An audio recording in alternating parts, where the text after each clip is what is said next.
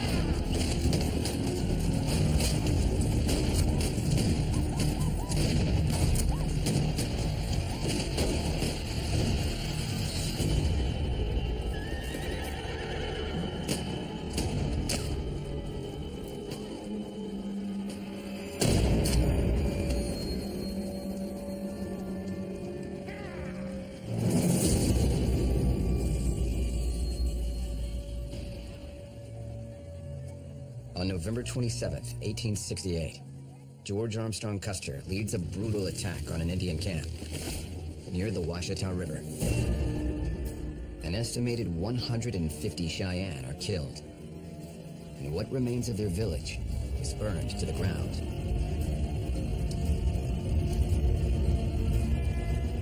It will come to be known as the Washita Massacre. Custer splits his command up into 4 battalions. He wants to encircle this village and make sure there's no possibility of escape. He burned the village, burned their lodges. He killed 800 horses. It's a complete disaster for this Southern Cheyenne tribe.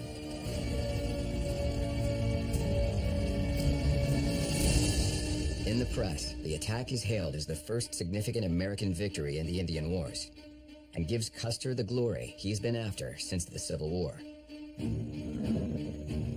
For Custer, it was another great victory. It assured his place as the premier Indian fighter in the United States and made him famous once again. Custer's mission was to put an end to Indian attacks in the West. But the fighting persists.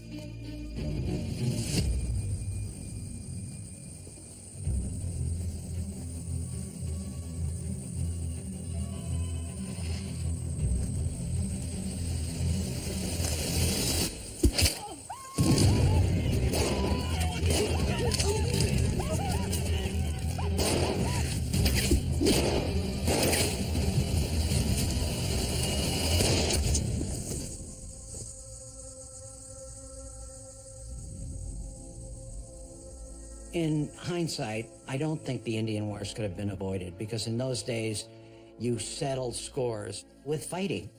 The West was to be conquered by the strongest. And the Indians were great warriors, too. As the violence continues, back in Washington, there's hope. The country has just elected a new president. Former head of the U.S. Army, Ulysses S. Grant. Grant was a very reluctant political candidate. People who wanted him to run would say, General Grant, if you don't run, then the victories that your soldiers won at such cost on the battlefield will be lost in the realm of politics. We need your leadership in the White House. Only you can bring this country back together again.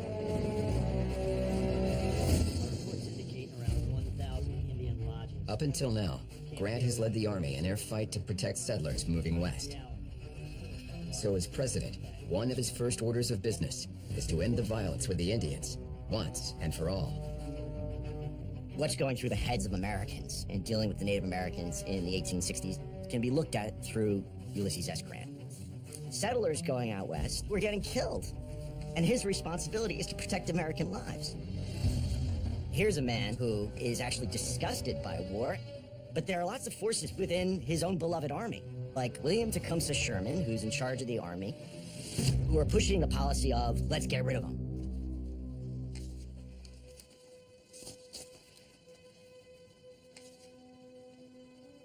Any Indian who reports to the reservation will be fed, clothed, and educated. With all due respect, sir, many of them don't want that. A good number will be more receptive than you think. They will be taught to farm. They will learn Western culture. And those that don't report, we consider them hostiles? No, we don't. I didn't say it was going to be easy. Nothing worth having is. Grant viewed the Indians with considerably more compassion than many of his contemporaries.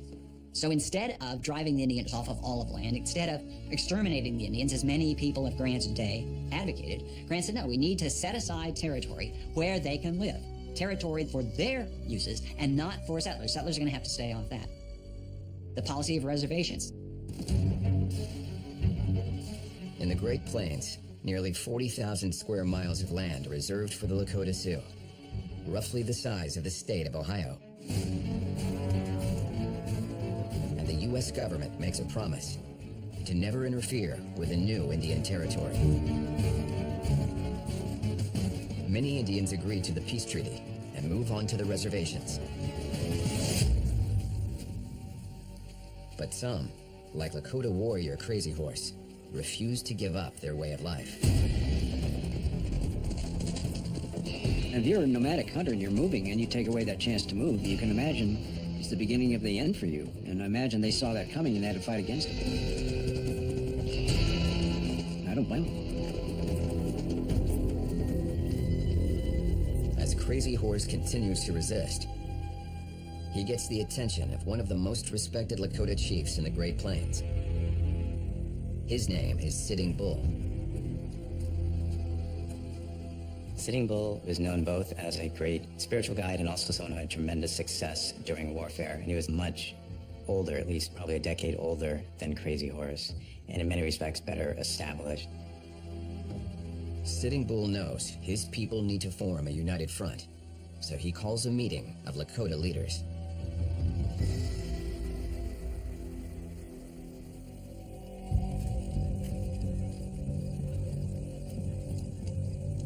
Kate, Sen.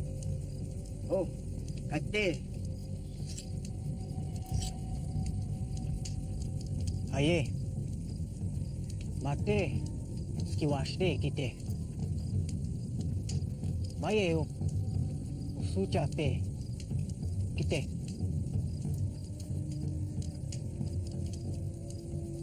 Ya wasitu tuape. Tuape ke. Hello. Wola Kotaki.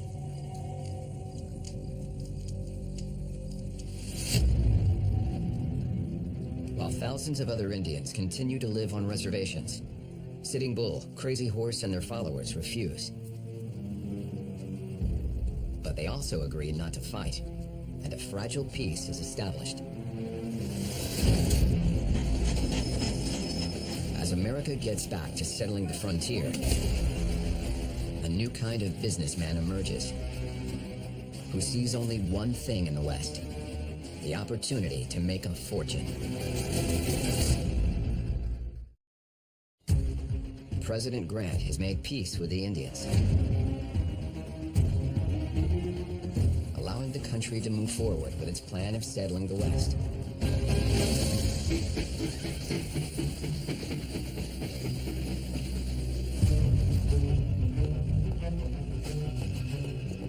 Sorry, here's the latest track map.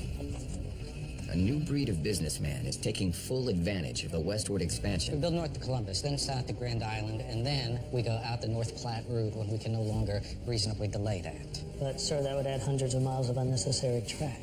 The government pays us for each mile of track we complete. Why would we design a shorter route? Sir. Get it done. Sir.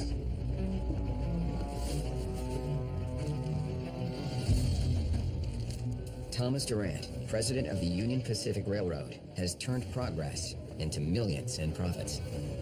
Guy like Durant, he's facing off against other railroad barons, guys who didn't think twice about cutting a corner here in order to put your nose in the dirt. If you weren't being ruthless, your competition was, and they were gonna kill you.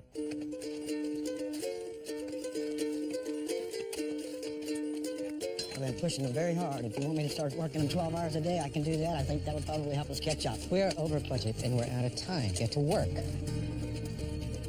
Durant has been racing to complete his most ambitious project today. A rail line connecting the country from east to west. The Transcontinental Railroad was the biggest public works project of its time, probably the biggest public works project of the 19th century. Nearly 2,000 miles of track are laid out across the country, cutting through ravines, solid granite mountain ranges, and unmapped Indian territory. It's one of the most ambitious engineering projects the world has ever seen. Now, with the railroad nearly done, Durant is ready to unveil his crowning achievement to the world.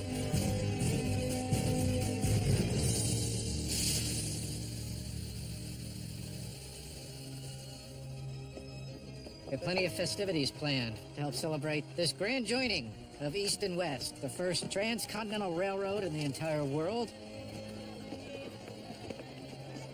How much is a golden spike worth? Next thing I know, you'll be wanting to pry it right out of the tracks, right?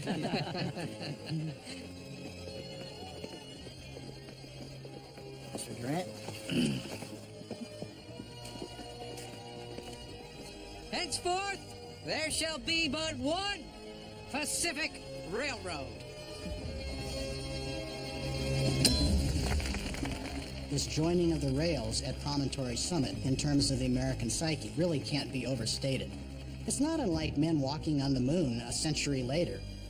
The golden spike is connected to a telegraph wire, and when it's struck, it's instantly telegraphed to stations across the country, all the way from Utah to Washington, D.C.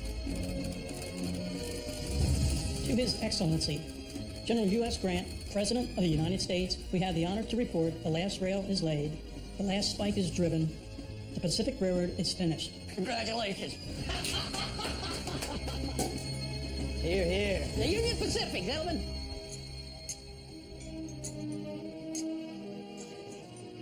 After years of turmoil out west, President Grant knows this puts America on the cusp of a new era.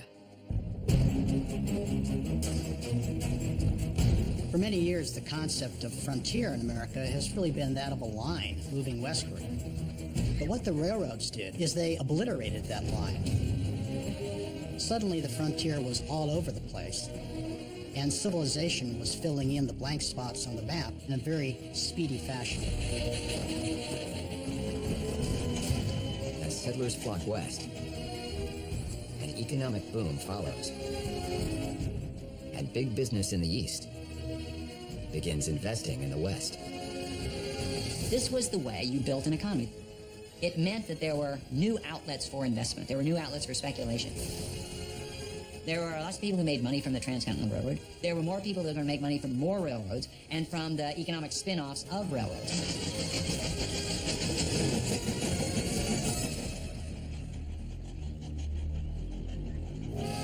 But where most of the country sees progress, some see a target. like outlaw Jesse James.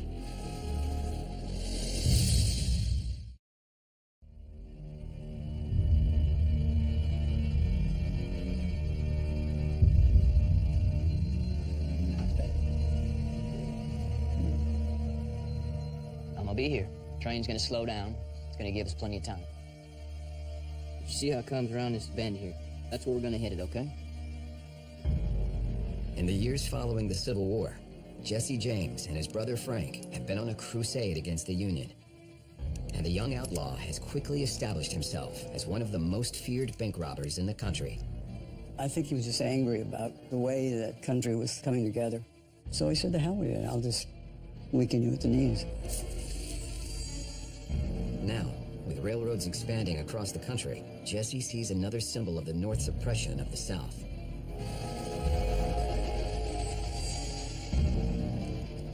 Railroad was on one track, and it was kind of stuck. And they had horses, so they could rubber train them right away.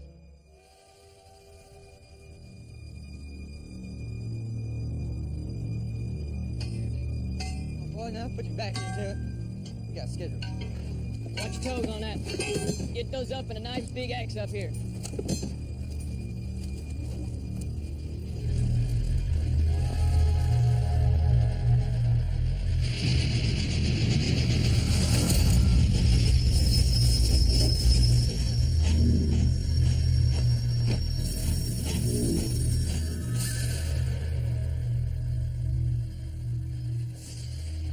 We'll get this thing going as soon as we can.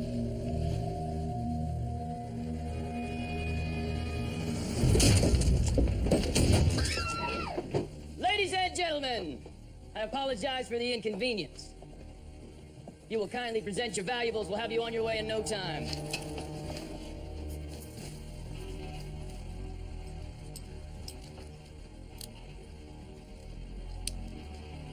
It's a nice watch.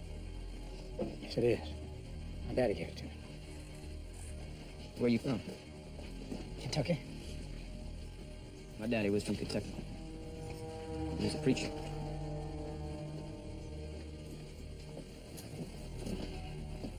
Take care of that. Thank you, sir.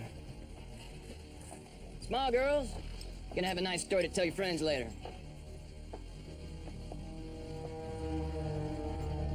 That's a nice suit. Hey, Frank. What do you think about this suit? Boy, don't look like he's from around here. No, he doesn't. Where you from? New York City. New York City. What's that? GAR. It's the Grand Army of the Republic. You know, I have a Union bullet in my lung.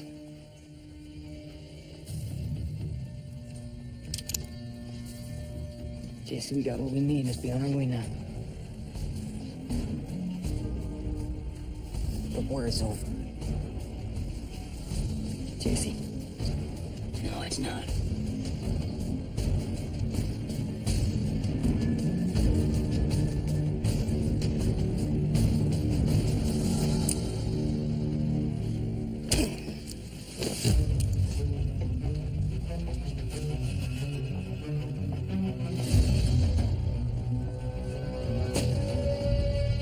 In his first train robbery, Jesse James steals the modern-day equivalent of $50,000, solidifying his reputation as a notorious outlaw.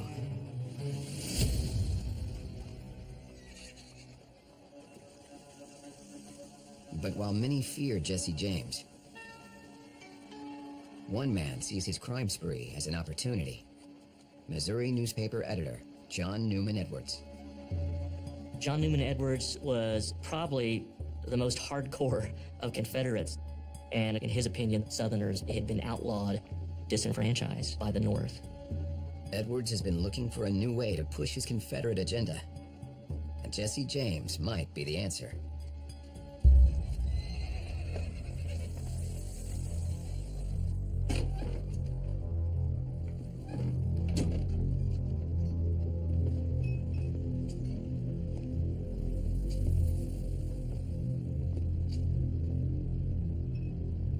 Frank?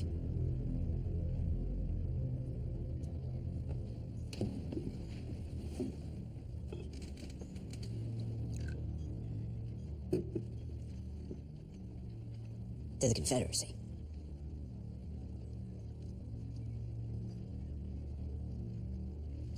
I was a soldier too. What is it you want? I want to know why you robbed that train.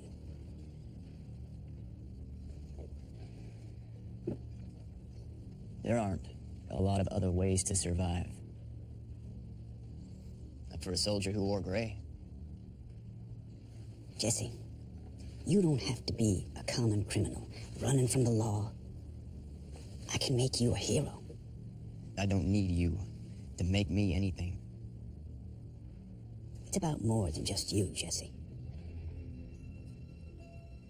The Southern spirit, it still lives. The people who read my paper, they believe. But they want someone to believe in. Someone like you. The South needs you.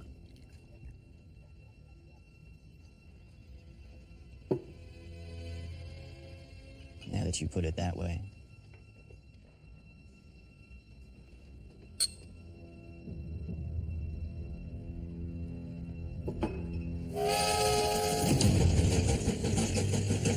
Jesse partners with Edwards and launches another robbing spree, targeting Northern wealth. But now, he has the power of the press behind him.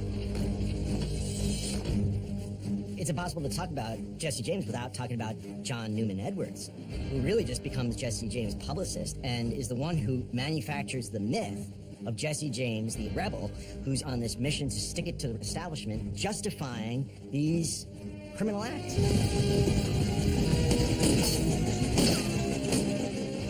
Across the South, Jesse James is no longer seen as a criminal, but as a hero for the Confederacy.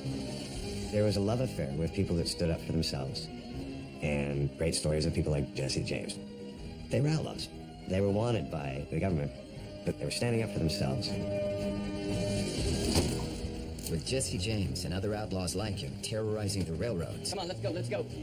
the push to settle the West is once again at risk. President Grant is dealing with a growing outlaw problem that interferes with Western expansion. But now, he's about to face an even greater threat.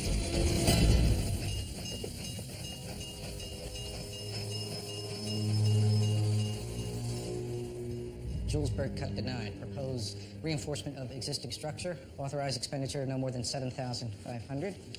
Did you see this? This morning's New York Sun.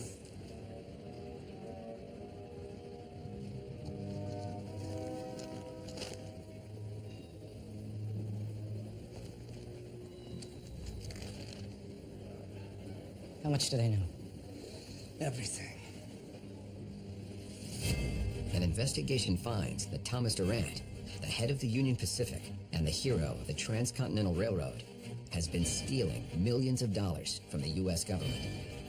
Durant has been taking advantage of the government's offer to fund railroad construction by drastically overcharging for supplies and labor.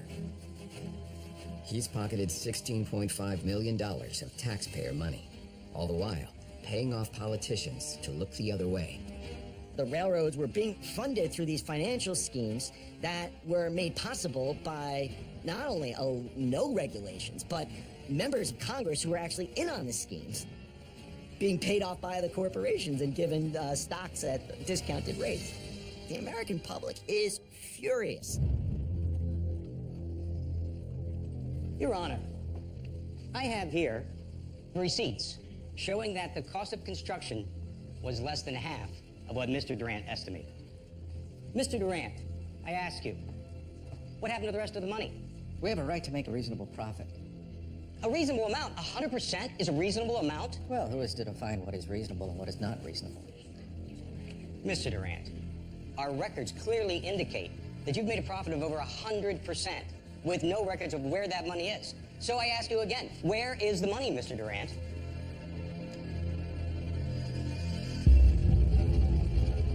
Once the scheme is exposed, investors run scared, and railroad stocks plummet, leaving the nation's economy in jeopardy. Everyone is so excited about pouring money into railroads. But when the scandal breaks on the scene, suddenly railroads don't look too good. It's really not unlike the dot-com bubble of the late 1990s. Everyone gets overextended, and at some point, all bubbles burst. 1/3 of the country's 360 railroad companies go bankrupt, sending the economy into a tailspin. It's the crisis that comes to be known as the Panic of 1873. The Panic of 1873 resulted from overexpansion in railroads, speculation in railroads, and it brought down much of the American financial industry. The financial panic spread to the broader economy. The panic causes the New York Stock Exchange to close for 10 days. And America descends into its first Great Depression.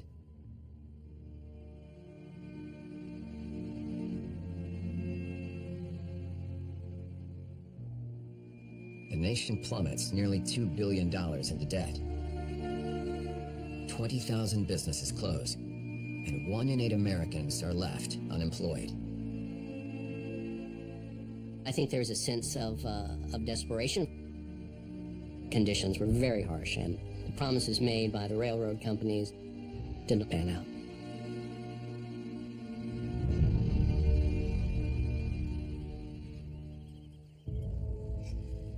As his first term nears its end, President Grant is desperate to pull America out of the crisis. Treasury will fund the military. More money. We need a strong infrastructure. This country has been at war every day. You can't take it from the War Department. We've got to protect the country. The Treasury has given and given and given. What is it? Gold.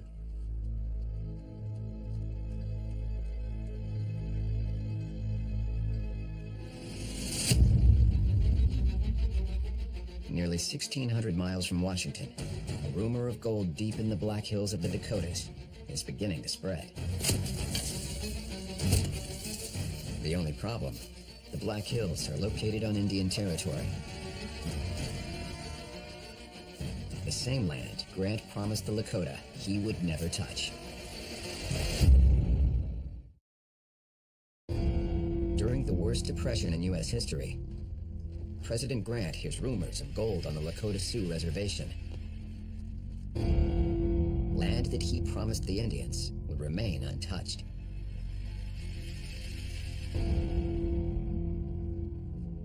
Hoping to avoid a new conflict with the Indians, Grant and General Sherman plan a secret expedition to verify the find, and they call on their top commander in the West.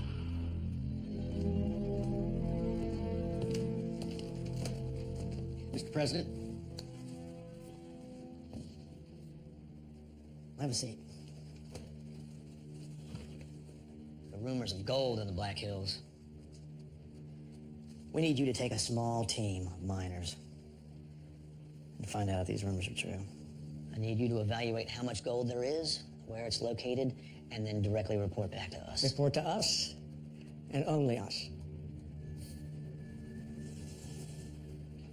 Is that clear?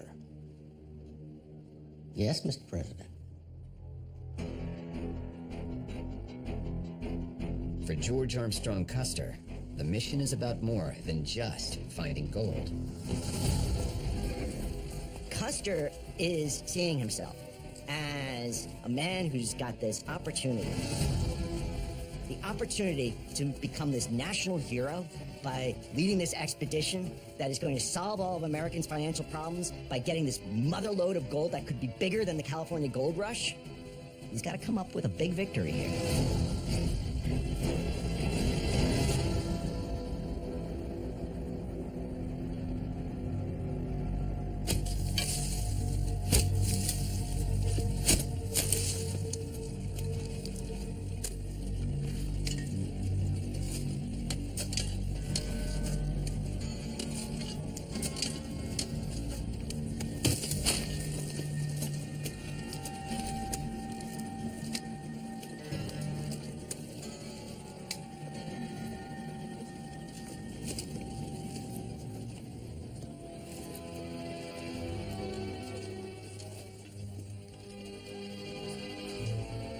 Our initial survey suggests significant deposits in the eastern Black Hills. and I expect in the next several days, we will find more gold than this country has ever seen. Triumphantly yours, Lieutenant Colonel George Armstrong Custer. Send a copy of that to Washington as soon as you get to Fort Laramie. Yes, sir. And send a copy of it to James Gordon Bennett at the New York Herald. Sir? You have your orders. Yes, sir.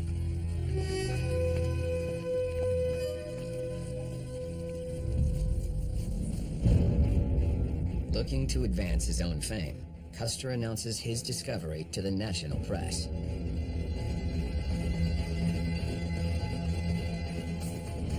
The country was in the midst of a very, very deep depression. So gold in the Black Hills had everyone excited.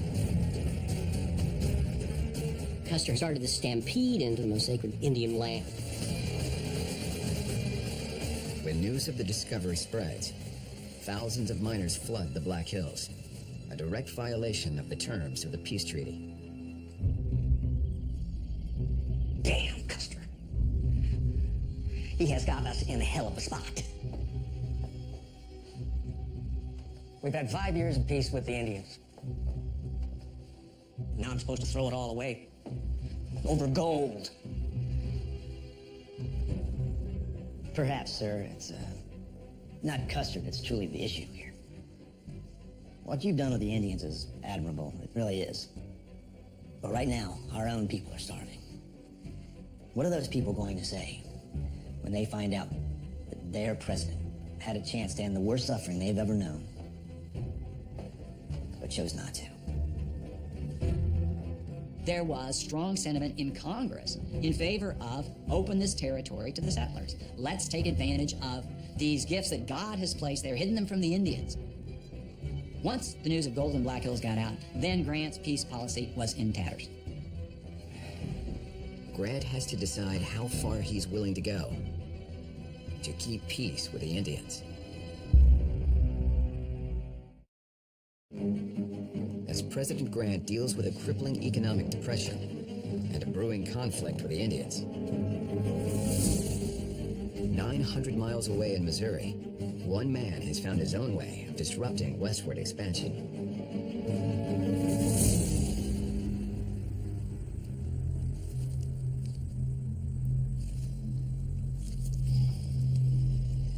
How you feeling? Hey, I ever tell you that joke about pig in the cow? Why don't you tell me that joke? All right, now. Cow came up to a pig on train tracks. Said, move over. You're hogging up the road. That is not a funny joke. Well, humor's never been my strong suit.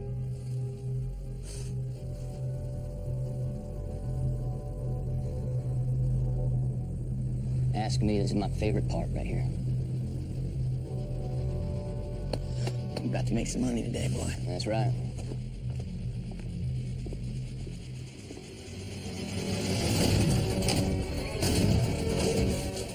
Train robberies by Jesse James and his brother Frank are wreaking havoc on the country's railroad industry. Over a 6-month period, Jesse and his gang commit a string of robberies, making off with a modern-day equivalent of over $300,000. The railroads do not want robbers stopping their train. They don't want robbers terrifying their passengers. It's bad for business. In fact, there was one railroad passenger who said, I don't care if it costs me $500. I'm not riding a train through Missouri. I'll go around through Iowa or Minnesota or whatever, but I'm not going to take a train through the state of Missouri. As their losses from robberies mount, railroad companies are desperate to put a stop to outlaws like Jesse James. It's going to require a massive commitment of personnel and resources to clamping down on the likes of Jesse James. But you don't have an FBI. You don't have a federal bureaucracy and law enforcement arm to protect business interests across state lines. And that is where private business comes in.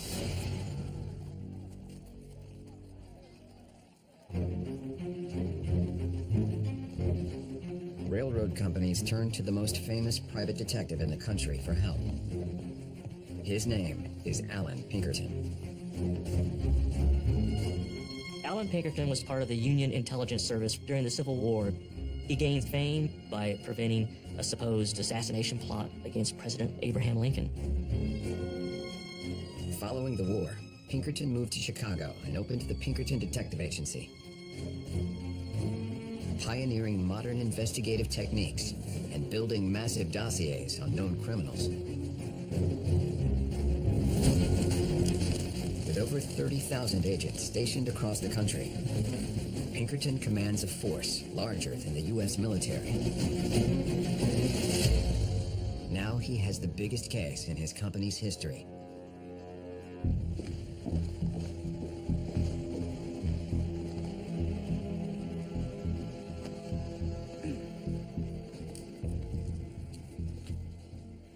He's smart, ruthlessly violent, and good with a gun.